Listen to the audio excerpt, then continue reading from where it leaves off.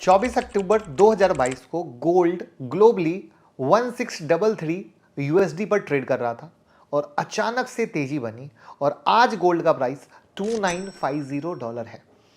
यानी अगर हम बात करें तो लगभग 2.5 साल में 80% का रिटर्न दिया और ये तेजी रुकने वाली नहीं है क्योंकि ग्लोबली सारे सेंट्रल बैंक दबा के गोल्ड बाय कर रहे हैं। दूसरी तरफ एक खबर आती है कि लंदन से हजारों टन का सोना न्यूयॉर्क में शिफ्ट किया जा रहा है।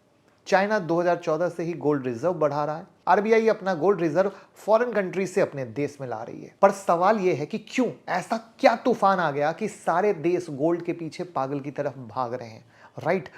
और गोल्ड कहीं आए जाए, आप ये सोच रहे हो कि हमें क्या, तो जिनको नहीं पता उनको बता दूं कि गोल्ड और स्टॉक मार्केट में गहरा रिश्ता है। क्या है वो बताऊंगा लास्ट में, बट उससे पहले सवाल जो है हैरान करने वाला है कि आखिर चल क्या रहा है गोल्ड में। हमें गोल्ड की पूरी स्टोरी समझनी होगी क्योंकि इतना सारा गोल्ड अचानक लंदन से यूएसए ले जाया जा रहा है और सारी कंट्री अपना गोल्ड रिजर्व भी बढ़ा रही हैं। तो क्या कोई रिवॉल्यूशन आने वाला है, कोई तब्दीली आने वाला है?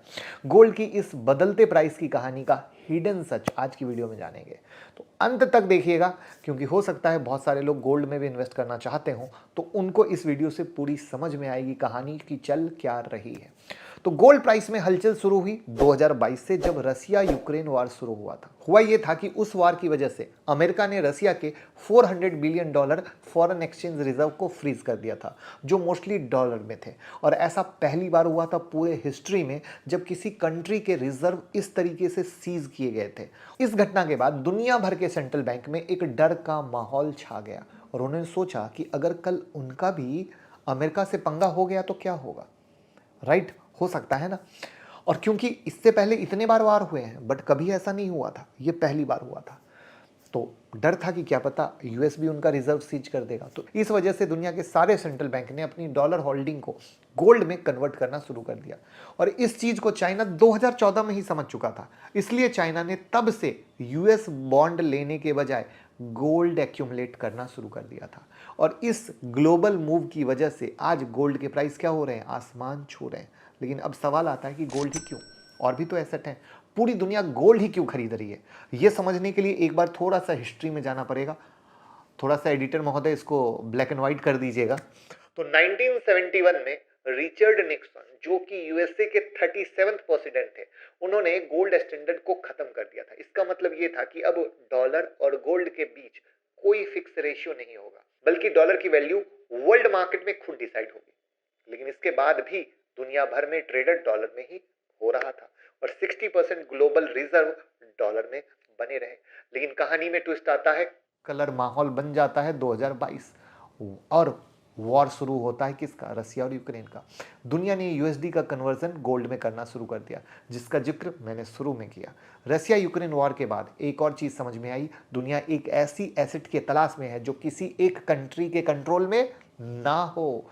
डॉलर का ज्यादा इस्तेमाल एक रिस्क बन चुका है और कंट्री जैसे चाइना, रसिया, सऊदी अरेबिया एक नए ग्लोबल फाइनेंशियल सिस्टम की तरफ बढ़ रहे हैं। और इसीलिए तो ट्रंप परेशान है, बौखलाया हुआ है, और इसीलिए तो टैरिफ खेल रहा है।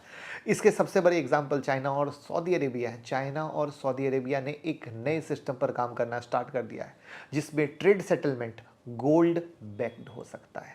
चाइना सऊदी से तेल लेता है और बदले में युआन देता है और उस युआन को गोल्ड में कन्वर्ट किया जाता है। युआन करेंसी है चाइना की, समझ गए ना? तो यानी डॉलर से डिपेंडेंसी खत्म। यह ट्रेड इंडिकेट करता है कि धीरे धीरे दुनिया गोल्ड बैक सिस्टम की तरफ वापस जा रही है। लेकिन गोल्ड की स्टोरी में और जान आ गई जब न्यूज आई कि लंदन, जो कि दुनिया का सबसे बड़ा रिजर्वायर था गोल्ड का, वहां से सारी कंट्री अपना गोल्ड वापस लेने लग गई है। लार्जेस्ट बैंक जैसे जेपी मॉर्गन चेज और एचएसबीसी अपने गोल्ड लंदन से यूएसए शिफ्ट कर रहे हैं। अब इस खबर से गोल्ड मार्केट में मच गई खलबली और यूएसए और रिमेनिंग कंट्री ने गोल्ड वापस लेना शुरू कर दिया। और इसके चलते यूएसए में गोल्ड प्राइस और लंदन में गोल्ड प्राइस के बीच $20 का फर्क हो गया, क्योंकि लंदन में बिकवाली शुरू हुई और अमेरिका में खरीदारी। सिर्फ यूएसए और यूरोप ही नहीं, इंडिया भी अपनी स्ट्रेटजी बना रहा है। 2024 में आरबीआई ने मई और अक्टूबर में टोटल 200 टन गोल्ड वापस इंडिया शिफ्ट किया, क्योंकि डर यही था कहीं हमारा भी सीज ना हो जाए। आज इंडिया के पास 855 टन गोल्ड है, जिसमें से 510.5 टन अब हमारे देश में है, यानी कुछ अभी भी बाहर है, जिसको बाहर से हमारे देश में लाना जरूरी है। तो अब जरा सोचिए, गोल्ड में इतना अफरा तफरी मचा हुआ है और पूरा वर्ल्ड को समझ आ चुका है, हो सकता है कि फ्यूचर में डॉलर की जगह गोल्ड में ट्रेड हो। तो इससे सबसे ज्यादा किसको नुकसान होगा, कमेंट में बताइए। तो उम्मीद है कि अमेरिका को। और इसलिए दुनिया के रिचेस्ट मैन एलन मस्क के अंदर भी खलबली मच गई। और ये मैं नहीं, उनका ट्वीट खुद बता रहा है। ट्वीट के जरिए अपने ही देश के गोल्ड रिजर्व पर सवाल उठा रहे हैं। उन्होंने ट्वीट के जरिए यूएसए से सवाल पूछा कि कौन इस बात की कंफर्मेशन देगा कि फोर्ट नॉक्स में रखा हुआ गोल्ड सुरक्षित है। अब आप कहोगे ये फोर्ट नॉक्स क्या है, तो भैया ये यूएसए का एक गोल्ड रिजर्वायर है, जो कि सेफेस्ट जगह है गोल्ड स्टोर करने के लिए। यहाँ इतनी हाई सिक्योरिटी है कि यूएसए के प्रेसिडेंट को भी अलाउड नहीं है यहाँ जाना। ऐसे में एलन मस्क यहाँ पर ऑडिट करने की मांग कर रहे हैं, क्योंकि लास्ट टाइम ऑडिट लगभग 52 साल पहले 1974 में हुआ था, जब पब्लिक को कंफर्मेशन दिया गया था कि गोल्ड सेफ है। तो क्या मैं कहना चाहता हूं कि एलन मस्क ने सवाल उठाया तभी लंदन से यूएसए शिफ्ट किया जा रहा है सोना? नहीं, इसके पीछे अमेरिका की एक और चाल है। यूएसए पर अभी 36 ट्रिलियन डॉलर का कर्ज है, और गोल्ड की इस बढ़ती डिमांड को देखते हुए अमेरिका गोल्ड का रीवैल्यूएशन कराना चाहता है, और इस रीवैल्यूएशन के बाद गोल्ड को मोनेटाइज करना चाहता है ताकि अपने डेट को कम कर सके। इसके अलावा आपने सुना होगा कि डोनाल्ड ट्रंप ने क्या स्लोगन दिया, मेक अमेरिका ग्रेट अगेन। और इसके लिए मैन्युफैक्चरिंग को स्ट्रांग बनाने के लिए कंपनी को इंसेंटिव देना पड़ेगा। और इन सब का सॉल्यूशन कहाँ से आएगा? गोल्ड से आएगा, क्योंकि गोल्ड को मोनेटाइज करना सबसे आसान होता है। अब इस गोल्ड के बढ़ते डिमांड को देखते हुए ग्लोबल इक्विटी मार्केट पर क्या हो रहा है, निगेटिव असर दिख सकता है आने वाले समय में, क्योंकि गोल्ड और इक्विटी मार्केट का उल्टा रिलेशन है। जब गोल्ड का प्राइस बढ़ता है तो इन्वेस्टर स्टॉक मार्केट से निकलकर सेफ एसेट जैसे गोल्ड और बॉन्ड में पैसा लगाते हैं, और गोल्ड प्राइस ऊपर जाते हैं और स्टॉक मार्केट में वॉलेटिलिटी बढ़ती है। तो आप देख भी रहे हो कि हमारा मार्केट गिर रहा है, गोल्ड कितना ऊपर जा रहा है। वहीं पर बैंकिंग इंडस्ट्रियल सेक्टर पर निगेटिव इंपैक्ट हो सकता है, क्योंकि हाई गोल्ड प्राइस का मतलब है कि लोगों का ट्रस्ट करेंसी और इक्विटी मार्केट पे क्या हो रहा है, कम हो रहा है, राइट? क्योंकि गोल्ड क्या है, गोल्ड इज ऑलवेज गोल्ड, एक सेफ एसेट है कंपेयर टू इक्विटी मार्केट। तो अब अगर हम पूरी स्टोरी को समरी करें तो आपने क्या सीखा, क्या समझा, क्या जाना? उससे पहले लाइक कर दीजिए भैया, कंजूसी ना करिए, और पहली बार आए हैं तो फॉलो कीजिएगा। 2022 के बाद यूएसए ने रशियन फॉरेन रिजर्व को सीज किया, जो कि यूएसडी में थे। इसके बाद ग्लोबल सेंट्रल बैंक ने यूएसडी से डिपेंडेंसी हटा के गोल्ड की तरफ भगाना शुरू किया, क्योंकि भैया जब रसिया जैसी मजबूत कंट्री के साथ हुआ तो किसी के साथ भी हो सकता है। और इसके चलते गोल्ड के प्राइस आसमान छूने लग गए, और गोल्ड की इस बढ़ती डिमांड को देखते हुए यूएसए अपने गोल्ड को मोनेटाइज करना चाहता है ताकि अपने कंट्री को और मजबूत कर सके।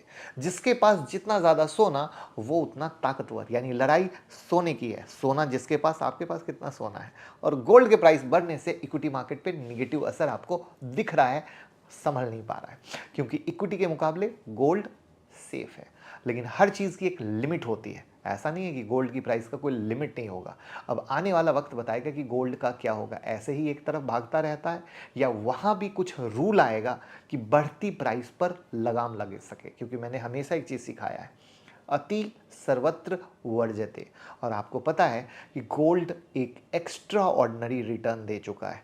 तो अब क्या होता है कि पहले से तो कोई लिए होते नहीं है, जब इतनी बम्पर रैली हो जाती है तो सबकी नींदें खुलती है कि अब तो गोल्ड हमको आज ही खरीदना है, और जो रह जाते हैं वो खरीद ही लेते हैं।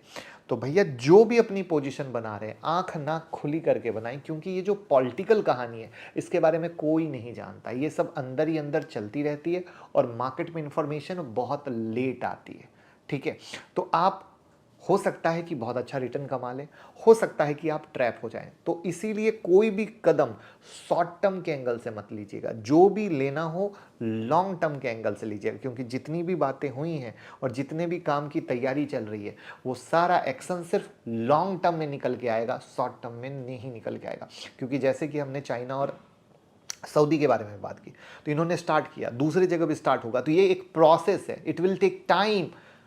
ये अगर हमें याद रहेगा तो हमें कभी तकलीफ नहीं होगी। वीडियो सच्ची और अच्छी लगी हो तो घर घर पहुंचाना आपका काम है। Thank you so much.